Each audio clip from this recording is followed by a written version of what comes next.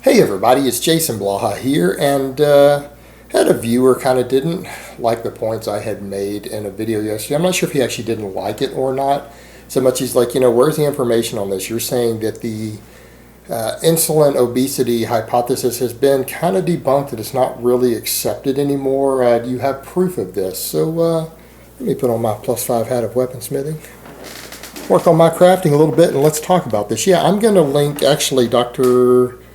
Oh gosh, what was his name? I totally forgot his name. Kevin something.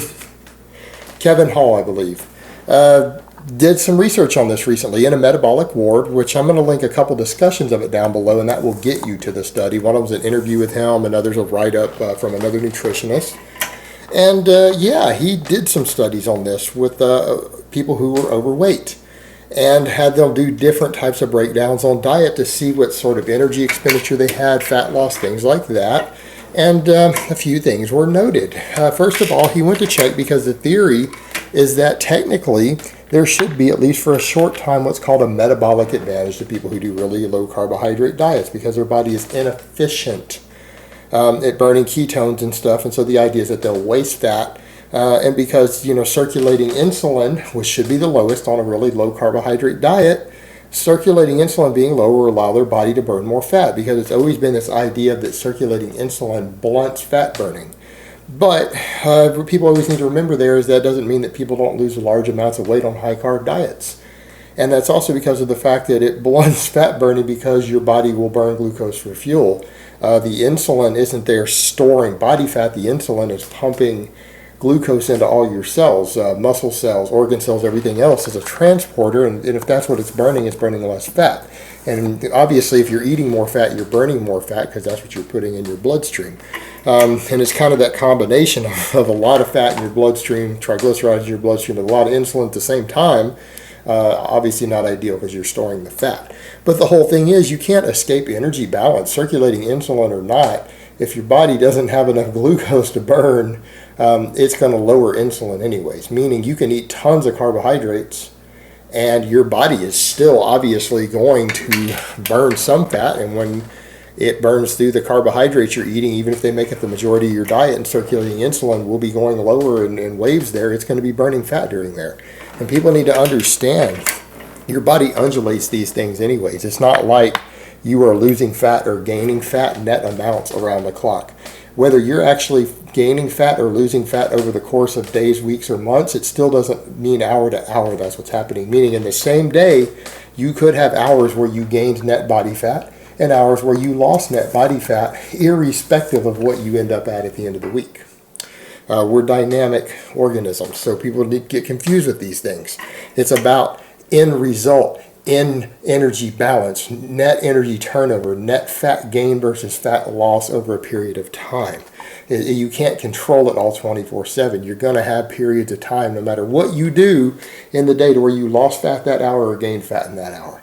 All right, and that doesn't necessarily affect what happens the other 23 hours of the day. It's all about the net balance at the end. Now, interestingly enough, he noted some things. There doesn't seem to be a metabolic advantage to high-fat, low-carb diets. In fact, what they found is that higher carb diets had a slight metabolic advantage. Why? Because they use energy up, meaning there's a higher thermic effect going on there. Carbohydrates and protein, your body has a certain thermic effect in using them for energy. And more importantly, when your body does need to store carbohydrates as fat for whatever reason, and that does happen in little bits here and there, it doesn't store them perfectly on a calorie for calorie basis. It has to expend energy. It's inefficient at it. There's energy loss involved with it. All right, it's a very inefficient process, just like when your body needs to turn protein into glucose to make blood glucose. There's an inefficiency involved with it. It has to expend energy to do so. It's not a free process for it. So yeah, they did find there was a very tiny metabolic advantage with the really high carbohydrate diet. But you need to understand, when we say a metabolic advantage, we're talking about a little tiny advantage. Not enough to equal 10 pounds of fat gain or loss difference here. We're talking an advantage so small that maybe over the course of 3 months, you might lose half an ounce more fat. A tiny advantage. Again, not what they were necessarily expecting to find, but that's kind of what he noted. Now, the other thing they noted was that when they ran a baseline diet before putting people into these diets, they need to establish a baseline in the metabolic ward, right? So that these people weren't going into the ward off different diets that affected their transition. So they put everyone on a baseline diet to get control of the situation and then put them on the specific diets. Meaning they had them on a more balanced diet, right? Going in, a nice, healthy, balanced diet, and get them established on that. Then they tried the high carb diet, then they tried the low carb diet, for different people. Well, the thing that they noted was that the people who they put on the higher fat, lower carb diet actually lost more body fat per day on the diet that was the baseline diet. They actually, because they were all overweight to start with, the basic healthy diet they put them on, they lost more body fat per day and per week when they were on it than before they switched to the diet for the trial. It was actually better for fat loss than the low carb diet was. And what they noted, most importantly, the fat loss stalled because there were other factors going on. Meaning they noted that particularly without weight training and stuff involved, that the lower carb diets, even when weight loss itself was equalized, the people on the lower carb diets lost less body fat. Why? Because they were more predisposed to losing muscle mass. All right, it is more difficult to maintain muscle mass on lower carb diets. Now, there are ways of training around that, because I see people who say, yeah, but there's a couple of championship winning powerlifters who do ketogenic diets. True, but there's two factors to consider there. There's some things they have in common. Number one, again, we'll take Jamie Lewis, perfect example. There's your textbook model for a strength athlete, world record holder, lean as hell, who's big on ketogenic diets. Number one, Jamie tends to train very, very low reps. He doesn't do high rep phases. He believes, because he knows that he doesn't want to get into burning a lot of glucose up because he doesn't consume a lot of carbs, he tends to do, even though fairly high volumes of it, he tends to do mostly 1 to 3 reps. Now, he will come in and do 20 singles that are at like 90% max. Meaning if he can lift 500 pounds on an exercise, he'll do 90% of that. So he'll do 450 for singles and do 20 training maxes with it in one day. But because he's doing 1 rep and he has a break, he's not burning through a lot of glucose. And accordingly, the same guy also carb loads on the weekends. So he's not running a straight ketogenic diet here because he knows he would lose muscle. He knows he would lose muscle doing it and admits it as an athlete. He can't do it weeks and weeks on end. Then that's what the researchers noted. They retained lean body mass more poorly. Why? Because carbohydrates are protein sparing. Meaning your body, when you're eating a lot of carbohydrates, breaks down less protein. It reduces your body's need for protein to build muscle. It reduces your body's need for protein to retain muscle. Again, one of the reasons that you tend to gain muscle better on high calorie, high carb diets. Why? Because you're consuming protein sparing calories. Your body just breaks down less protein. It needs to use up less protein. Therefore, you gain muscle easier without even having to increase your protein. All right, that's the beauty of it. Because you are consuming a diet that is protein sparing, you can gain muscle off the extra calories consumed without increasing protein. Just a note out there, high carb diets are great for gaining muscle. They also tend to promote better athleticism. Now, he noted with the stuff in there, when they had them in the ward, obviously the people in the metabolic ward, they burned a lot less calories than when they let them out of the ward. Why? And particularly noted with the higher carb group. Because you can't be as physically active in there. It's hard to exercise. It's hard to be mobile. It's sitting around in a small room where they're monitoring everything in your airflow and everything in the room so that they can determine your direct metabolism. That he found that once they let them out of there, most of the people burn like 500 more calories a day. But again, higher carbohydrate diets give you more training fuel. It is easier to train more intensely on a high carb diet. In spite of this fact that you're eating the diet that has the highest circulating insulin, the fact of the matter is your energy output tends to go up once you're active. I'm not talking about the sedentary person who gets sleepy because they're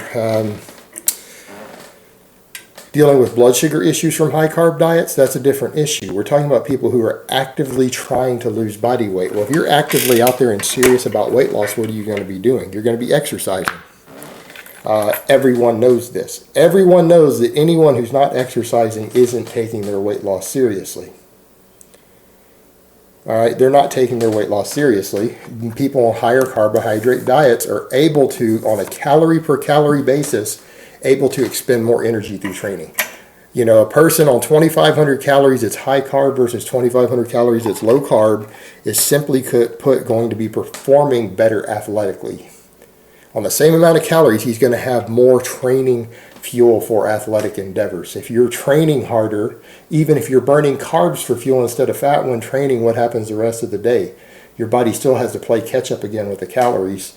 And when it's resting and it's burned through a bunch of those carbs, what does it do? It takes that afterburn, that post-training recovery that you need, because recovering requires calories.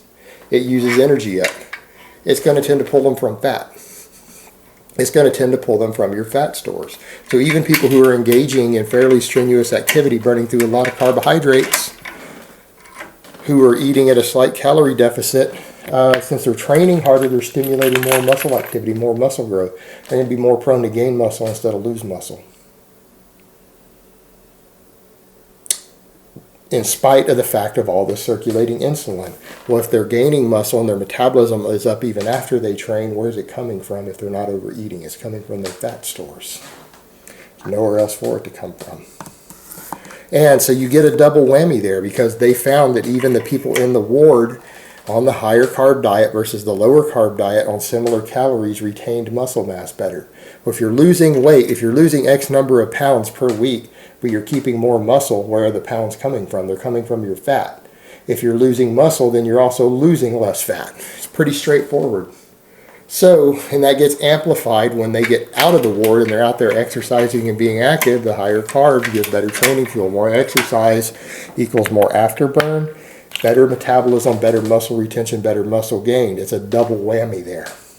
You're now doubling up on the muscle versus fat scenario. Improved body composition.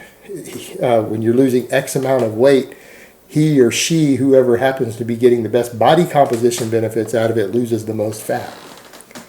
So this idea that insulin itself, this insulin-driven obesity hypothesis, is simply not panning out in the real world when we're studying it. There is no metabolic disadvantage. Higher insulin levels don't make you burn less calories. They don't necessarily make you store more body fat in the absence of a calorie surplus.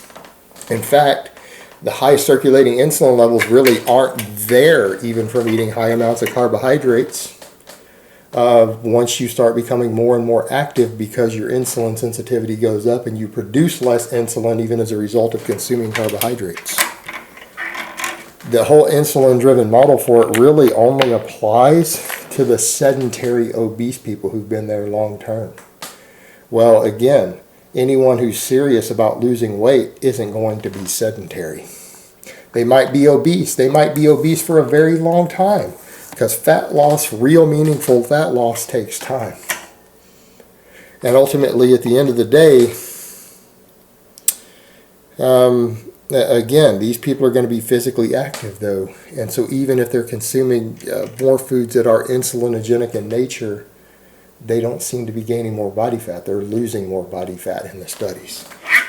So again, this kind of is the sort of stuff that you look at as another blow to this hypothesis. And again, you find the majority of nutritionists out there who study non-athletes. We're not even talking about athletes yet. People who just study the regular Joe, the researchers, the registered dietitians, find that higher carb, lower fat diets for most people simply produce, other than certain exceptions, but for the majority of people, produce superior fat loss, superior changes in body composition. And then when we get to pro athletes and serious athletes, my God, the overwhelming majority of them function best on high carb diets. And you're talking about the leanest and most athletic people on the face of the earth. But again, that's a different topic. So feel free to read through this stuff for the people who say, where's the proof of this? Where is this being discussed? Well, there you have it, guys. And all right, guys, that's really all I have to say on that today. I hope it's been informative, and I will talk to you guys next time.